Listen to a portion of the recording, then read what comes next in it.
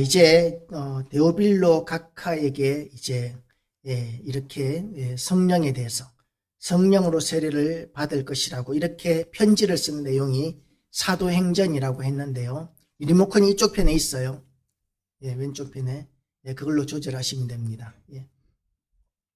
이 사도행전이 이제 누구에겐가 보낸 편지의 형식으로 되어 있는데 이 수신자가 누구인지는 사실상 명확하게 이렇게 확정하기는 어렵지만, 그렇지만 이 사도행전을 통해서 처음에는 데오빌로 각하에게였지만, 그렇지만 모든 교회와 모든 성도, 그러니까 사도행전 이후의 모든 교회와 모든 성도들에게 주어진 성령의 놀라운 역사, 하나님의 성령께서 사도들을 통하여 이루신 그 위대하신 일들을 기록한 책이 바로 이 사도행전이고, 그리고 사도행전의 또 다른 별명이 성령행전이다 라는 그런 말이 있습니다.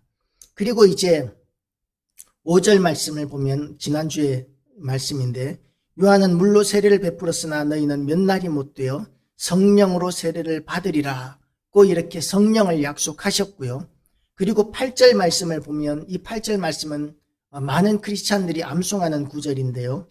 오직 성령이 너희에게 임하시면 너희가 권능을 받고 예루살렘과 온 유대와 사마리아와 땅끝까지 이르러 내 증인이 되리라 하시니라고 하면서 이 사도행전 1장을 계속적으로 성령을 반복해서 선포하고 있는 이런 내용을 우리가 보게 됩니다.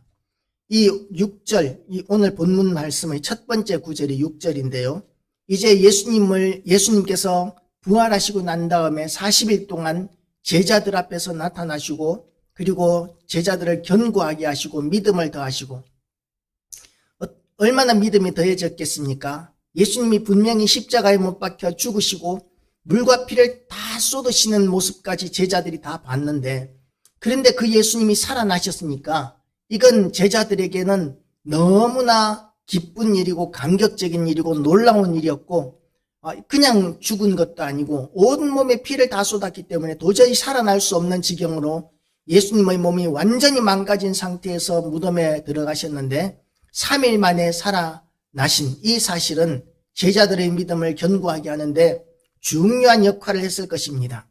그런 예수님이 이제 40일 동안 제자들과 함께 하시고 견고히 하시고 함께 하시면서 이제 제자들을 굳게 하신 그 가운데 마지막 날입니다. 이제 오늘 본문의 상황이 예수님이 승천하시는 마지막 날, 이날 이제 예수님께서 하늘로 승천하시는 날인데, 그때에 이제 제자들이 다 모였습니다. 제자들이 이제 모였을 때에 예수께 여쭈어 이르되 주께서 이스라엘 나라를 회복하심이 이때니까 하니, 제자들은 이제 예수님께서 그토록 가르치신 것이 뭐였느냐 하면, 예수님은 이스라엘 한 나라만을 위해서, 유대인 한 민족만을 위해서 이 땅에 오신 것이 아니라 온 세상 온 만물들을 다 위하여 이 땅에 오셨고, 누구든지 예수 그리스도를 믿기만 하면 하나님의 자녀가 되고 백성이 되고 하나님의 사람이 된다는 구원을 이루기 위하여 이 땅에 오셨는데, 제자들은 3년 반 동안 그렇게 예수님과 동고동락하면서 함께 먹고 함께 잠자리까지 같이 하면서 따라다니면서 배우고 훈련했고, 그리고 부활하신 예수님과 40일 동안이나 이렇게 함께 있었는데도 불구하고 제자들의 질문은 뭐냐 하면 예루살렘, 이스라엘이었습니다. 주께서 이스라엘 나라를 회복하심이 이때니까, 제자들의 관심은 이 현실적인 문제에서 해결받지 못하고 있다는 것이죠. 우리가 신앙생활을 하면서 교회 오래 다니는 사람 가운데서도 이런 사람들이 많이 있습니다. 우리의 소망, 우리의 마음, 우리의 비전은 하나님 나라에 가 있어야 되는데, 그런데 언제까지나 이 땅에 있는 거예요. 제가 언젠가 이야기했는지 모르겠는데, 전에 어떤 교회에서 장로님이 감사헌금을 올렸는데 아들이 이 시장의 비서가 된 것에 대해서 감사하다고, 하나님께서 축복해 주셔서 감사하다고 감사헌금을 올리셨더라고요. 그런데 아들이 교회도 안 다니고 예수님도 안 믿습니다.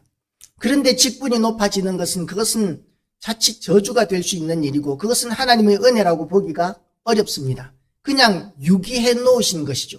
하나님을 믿지 않고 있으니까, 예배도 드리지 않고 있으니까 하나님께서 그냥 유기해 놓으신 건데, 세상에서 돈 잘 벌고 높아지면 그것이 그냥 하나님의 은혜인 줄 알고, 하나님이 세상에서 우리의 먹는 것과 또한 입는 것과 우리의 집과 이런 것들을 잘 되게 해주시면, 명예롭게 하시고 높아지게 하시고 돈 많이 벌게 하시면 그것이 하나님께서 우리에게 복 주시는 것이고, 우리의 믿음이 견고해지고 단단해지고 풍성해지고 은혜가 넘쳐서 기쁜 삶이 되는, 그야말로 눈에 보이지 않고 손에 잡히지 않는 것들에 대해서는 은혜로 여기지 않는 이런 믿음을 가진 사람들이 교회 안에서는 굉장히 많이 있습니다.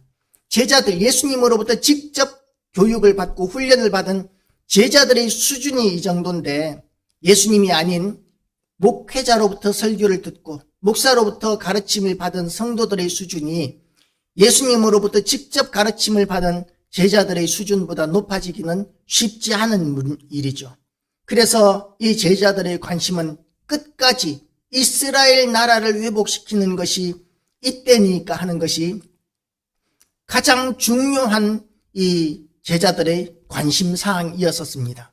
지금 이 시대적인 배경이 어떤 시대냐 하면 로마가 전 세계를 정복한 시대적인 배경을 가지고 있는 그런 시대예요.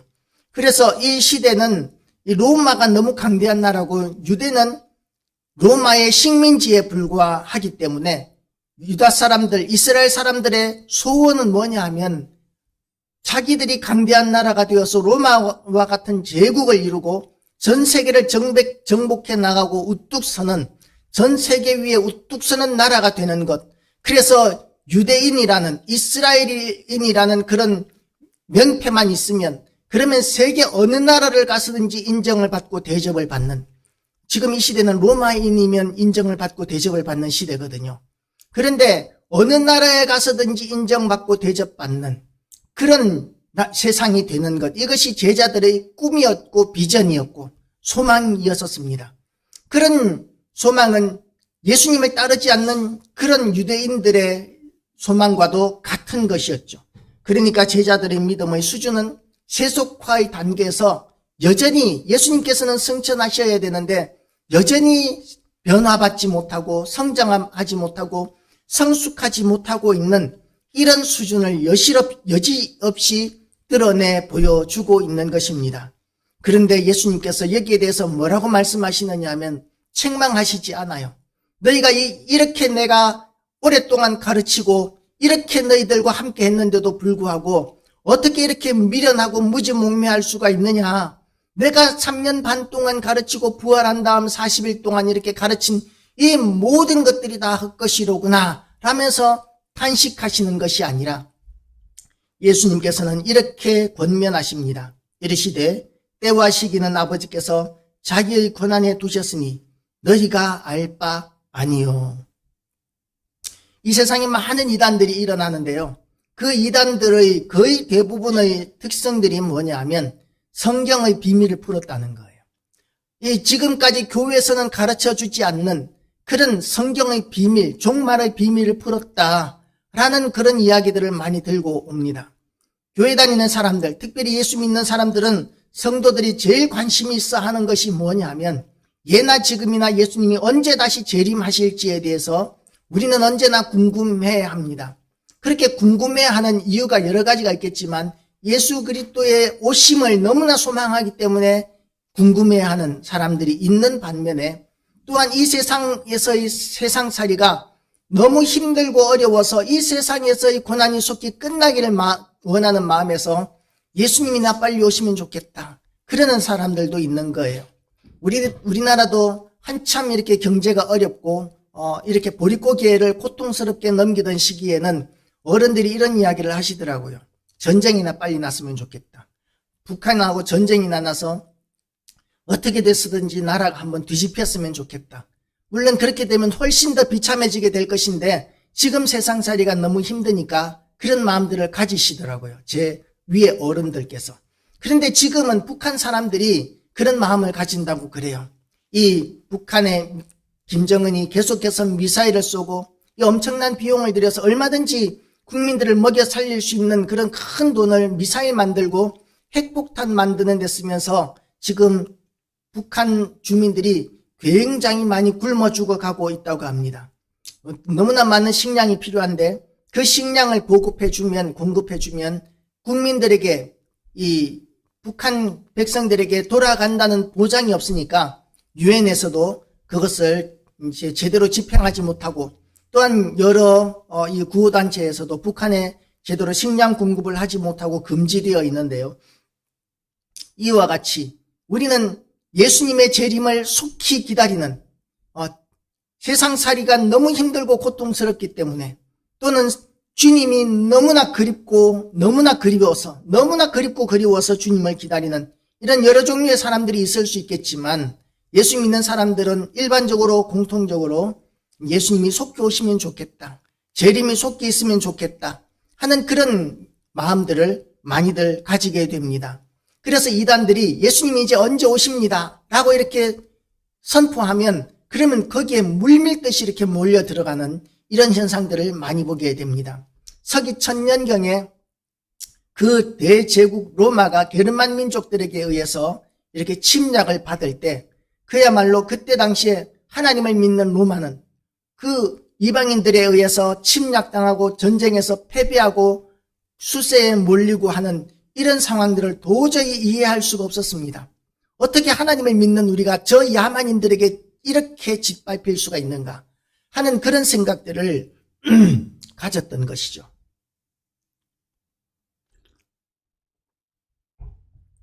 그때도 이단들이 일어났었습니다. 예수님이 이제 곧 오시려고 이런 일이 일어나는 거야.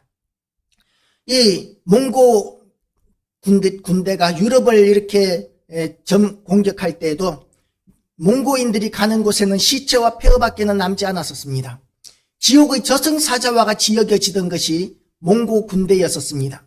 몽고 군대가 또 휩쓸고 갈 때에, 그때에도 유럽 사람들은 그렇게 생각했습니다. 몽고인들은 하나님께서 보내신 지옥의 사자들이다. 저런 지옥의 사자들이 저렇게 세상을 휘젓고 다니는 것은 예수님이 오실 때가 가까웠기 때문이다. 이제 곧 예수님이 오실 것이다 하는 그런 주장들이 엄청나게 많이 일어났었습니다. 그런데 서기 1000년에도 예수님이 오시지 않으셨고요.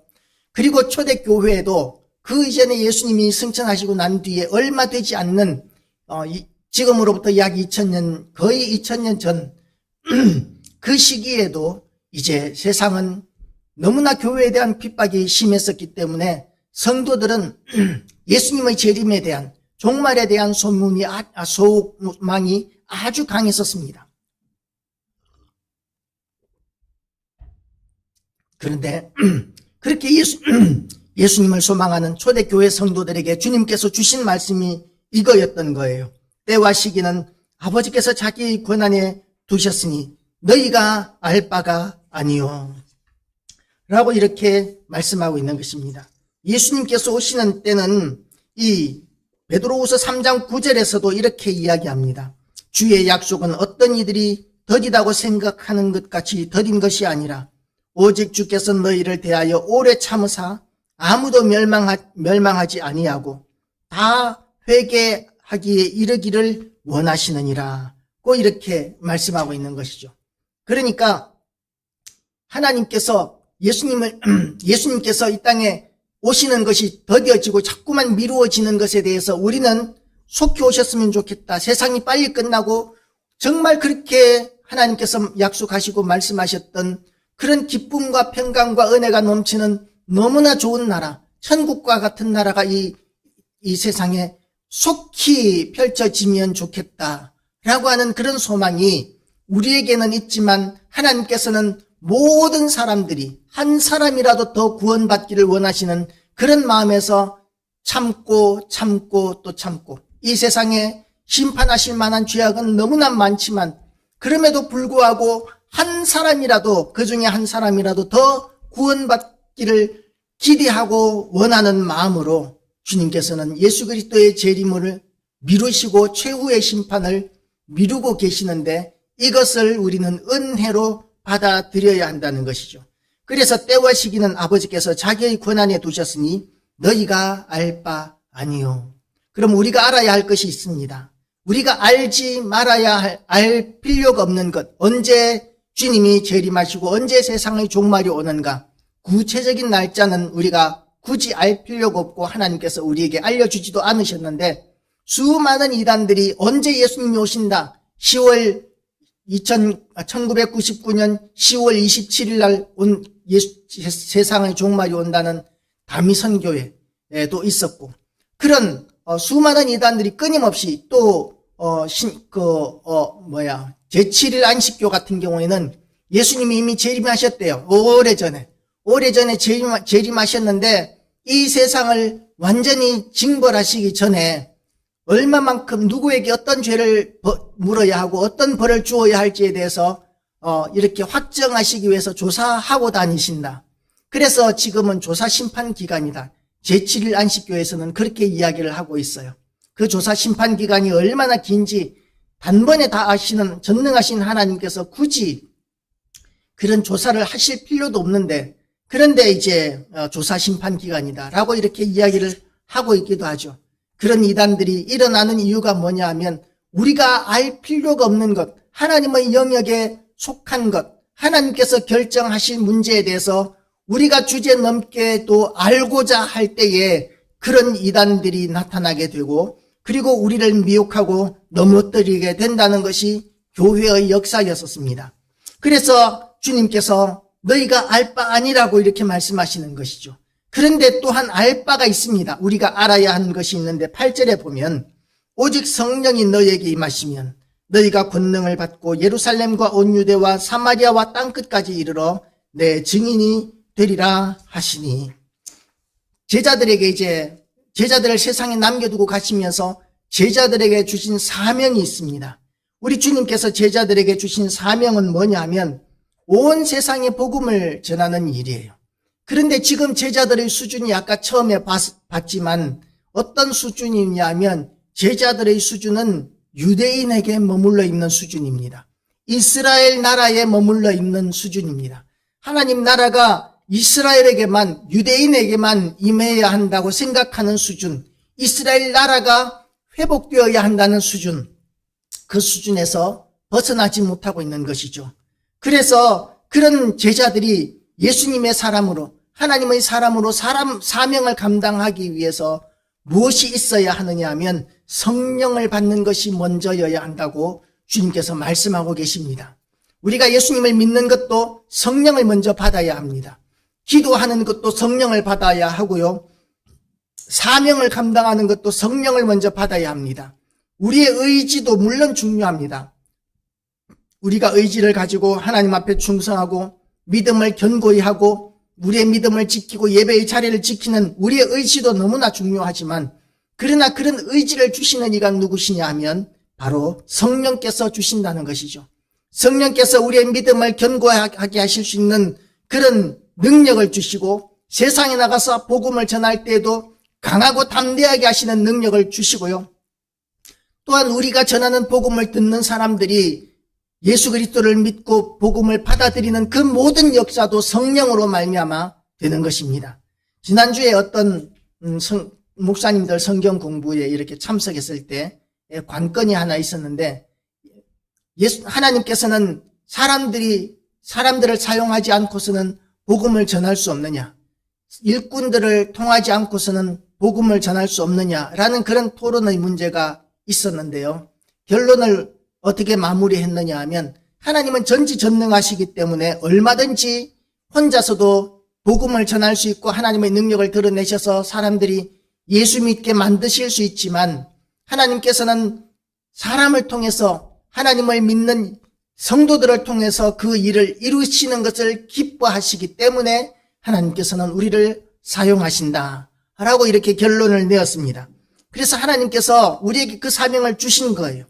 하나님께서 직접 얼마든지 하실 수 있지만 직접 하시지 않고 우리에게 복음을 전할 수 있는 사명을 주셨는데, 그 일이 얼마나 영광스러운지 찬송가에는 천사도 흠모할 일이라고 그렇게 우리에게 선포하고 있습니다. 그런데 우리 성도들, 교회와 성도들은 어느 수준이냐 하면 그 일을 부끄러워하고 힘들어하고 부담스러워하는 수준에서 벗어나지 못하고 있는 거죠. 왜 그런 수준에서 벗어나고 있지 못하냐 하면 우리가 성령을 충만하게 받지 못하고 있기 때문에 그렇습니다.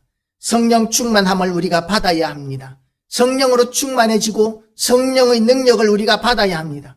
그 순서가 바뀌게 되니까 우리가 아무것도 하지 못하는 가운데서 위축되고 눌리고 있는 것이죠. 세상 가운데서도 예수 믿는다는 것, 교회 다닌다는 것, 그 자체가 수치스러운 일이고 숨겨야 될 일이고 위축되는 이런 일이 되어버리는 것이죠. 우리가 성령을 받아야 합니다. 성령은 어떤 사람들에게 하나님께서 주시느냐 하면 소망하는 자에게 주시겠다고 말씀하셨어요. 찾는 자가 찾을 것이고 두드리는 자에게 열릴 것이고 구하는 자가 얻을 것이라. 너희가 악한 자라도 아들에게 좋은 것을 줄 알거든. 너희 아버지, 하늘에 계신 너희 아버지께서 성령을 너희에게 선물로 주시지 않겠느냐. 하나님께서 우리에게 주시는 가장 좋은 선물이 뭐냐 하면 성령을 우리에게 주신다는 것이죠. 우리가 성령 충만하게 되면 성령의 능력이 우리를 통해서 나타나게 됩니다. 예수님께서 처음 70인 전도대를 보내실 때에 예수님이 공생의 가운데 이제 제자들을 전도대로 둘씩 짝지어서 70인 전도대를 보내셨는데요. 그때에 예수님께서 제자들에게 성령을 주시면서 이방인에게도 가지 말고 사마리아인에게도 가지 말고 오직 유대의 이스라엘의 잃어버린 양들에게만 가라. 예수님께서 그렇게 말씀하셨어요. 그런데 지금 8절 말씀을 다시 한 번 더 보면 우리가 성령을 먼저 받고 나면 그 다음엔 우리가 바뀌게 되는데요. 예루살렘에 어떤 사람들이 있느냐 하면 예수님을 십자가에 못 박아 죽인 사람들이 있습니다. 예수님을 핍박한 사람들, 모욕한 사람들이 있습니다. 그런데 그 예루살렘에 먼저 복음을 전하라고 말씀하고 계시는 것이죠. 그리고 온 유대와 이제 가장 예수님을 직접 십자가에 못 박아 죽였던 그 예루살렘뿐만 아니라 온 유대, 이제 유대인들에게까지 예수님을 영접하지 않았던 사람들에게까지 이제 복음을 전하게 되고, 그리고 사마리아, 예수님이 살아계실 때에 70인 전도대에게는 가지 말라고 했던 그 사마리아, 이스라엘 사람들과는 철천지 원수지간이 되어버린, 유대인과는 원수지간이 되어버린 그 사마리아, 그 다음에는 땅끝까지. 땅끝은 어떤 사람들이 사느냐 하면 이방인들이 사는 곳인데, 유대인들은 이방인들을 어떻게 여기느냐 하면 완전히 지옥 가야 될 지옥의 땔감 정도로 여기는, 그야말로 개와 같이 여기는 그런 사람들이 이방인들입니다. 그래서 유대인들에게는 우리도 그렇게 천하디천한, 정말 너무나 천한 존재들에 불과한 것이죠. 그런데 예수님께서는 그런 유대인들은 우리를 어떻게 생각하든지 간에, 사마리아 사람들을 어떻게 생각하든지 간에, 이방인들을 어떻게 생각하든지 간에 우리 주님께서는 누구든지 예수 그리스도를 믿기만 하면 그러면 하나님의 백성이라고, 하나님의 자녀라고 그렇게 인정하시고 그렇게 우리를 영접하시고 받아주신다는 것이 예수님의 마음이고 하나님의 마음이시고, 그리고 그 우리를 사랑하시는 마음이 얼마나 큰지, 그 크신 사랑 때문에 주님의 재림을 오늘도 미루고 계시고 참고 계시고 인내하시면서 한 사람이라도 구원을 얻고 주님 앞에 돌아오면 하늘에서 잔치가 벌리고 기뻐하시는 것이, 그것이 이제 예수님의 마음, 하나님 아버지의 마음이시라는 것이죠.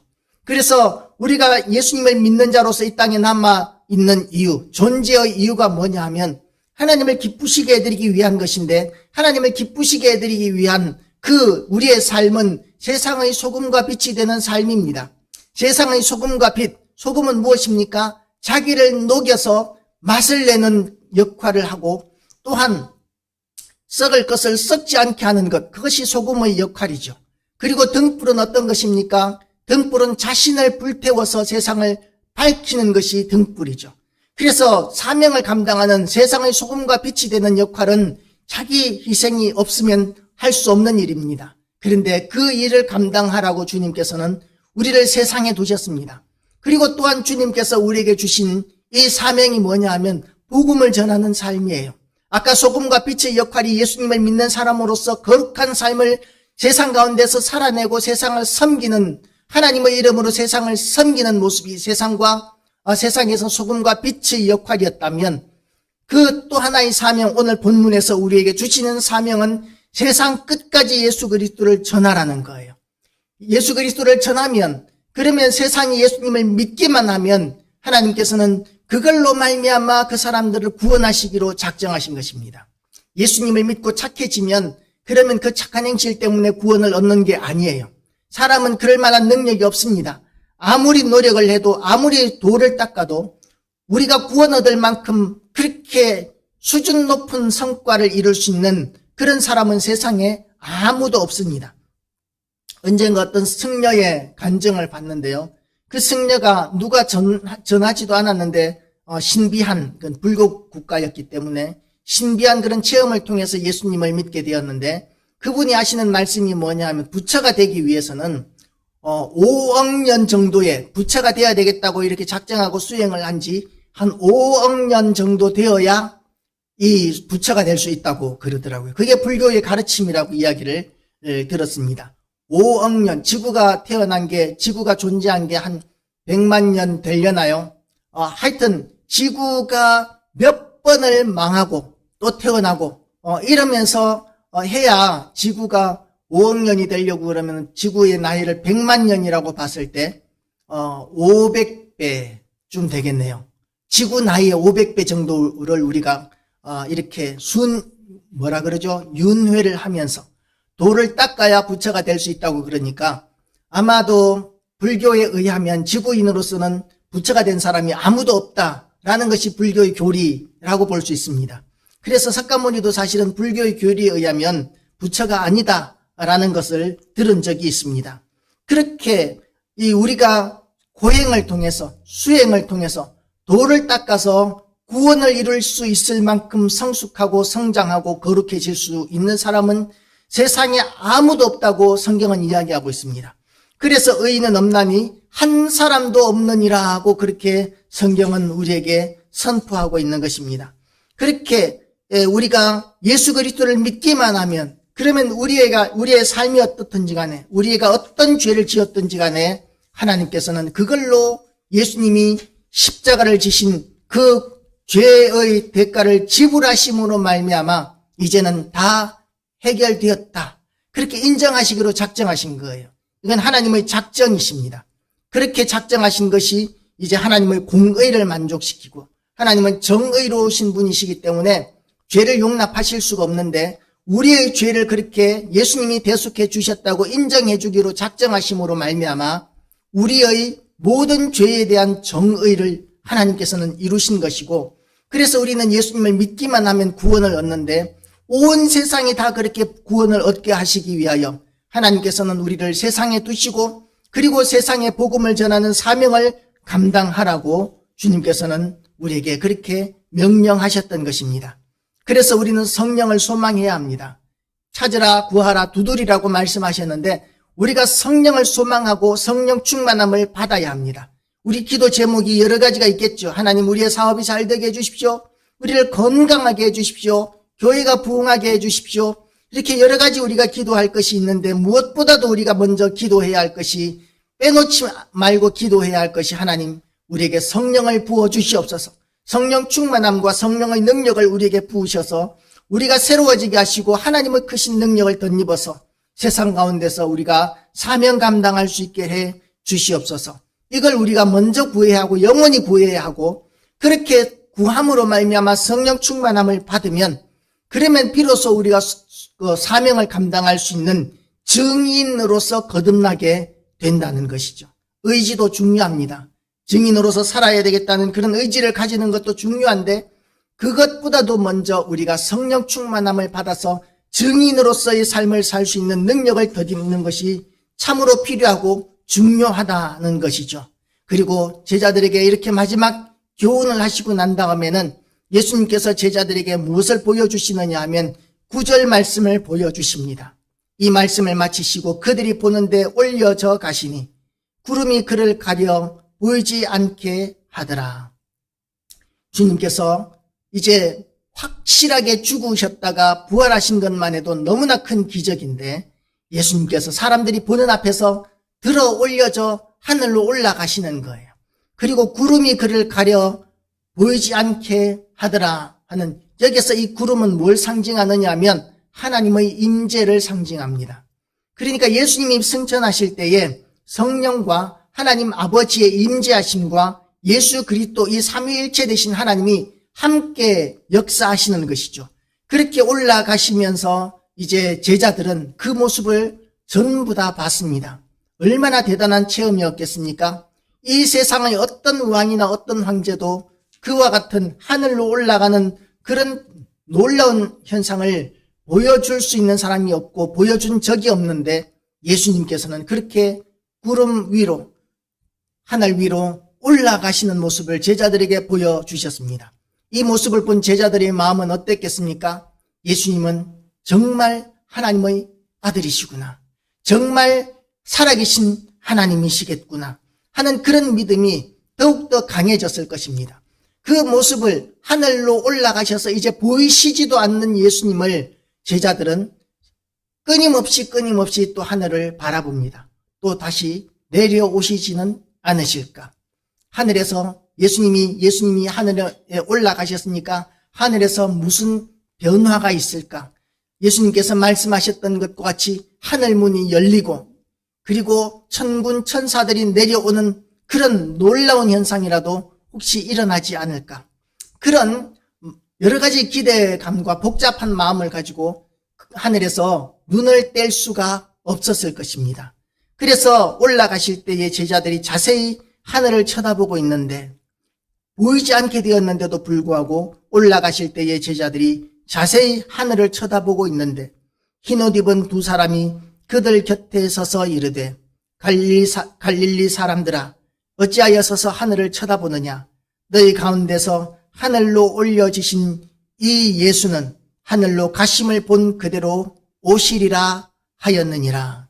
예수님께서 하늘로 가셨으면 이제 끝난 것이 아니라 이제 다시 오실 텐데 그 오시는 시기에 대해서는 예수님께서 7절에서 말씀하셨잖아요. 때와 시기는 아버지께서 자기의 권한에 두셨으니 너희가 알 바 아니요 라고 말씀하셨잖아요. 그런데 분명한 사실은 뭐냐 하면 분명히 오실 때가 있다는 것입니다. 늦춰지고 있기 때문에 예수님께서 안 오실 것이다 이렇게 생각하는 것은 틀린 생각이라는 것이죠. 그러면 예수님께서 다시 오시리라고 이렇게 말씀하시는 그 이유가 뭐겠습니까? 준비하는 삶을 살아라. 사명 감당하는 삶을 살아라. 예수님을 영접할 준비하는 삶을 살아라. 이것이 그 목적입니다. 다시 오실 때까지 그냥 기다리라는 것이 아니에요. 세상의 다른 종교들은 어떠냐 하면 고행을 하고 수행을 해야 합니다. 고행을 하고 수행을 하게 되면 그러면 능력이 생기고 연습을 많이 하니까 능력도 생기고 건강해지고 영성도 더 높아지고 이러는 일들이 많이 생겨나게 되는 거죠. 요가에 대해서 유튜브에서 봤는데요. 요가는 이 인도에서 신을 섬기는 행위라고 그래요.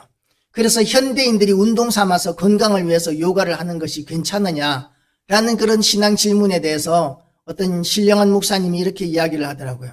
그런 요가를 통해서 귀신 들림이 있을 수 있다. 귀신을 불러 모으는 일이 될 수 있다 하는 그런 위험 부담을 이렇게 이야기를 하던데요.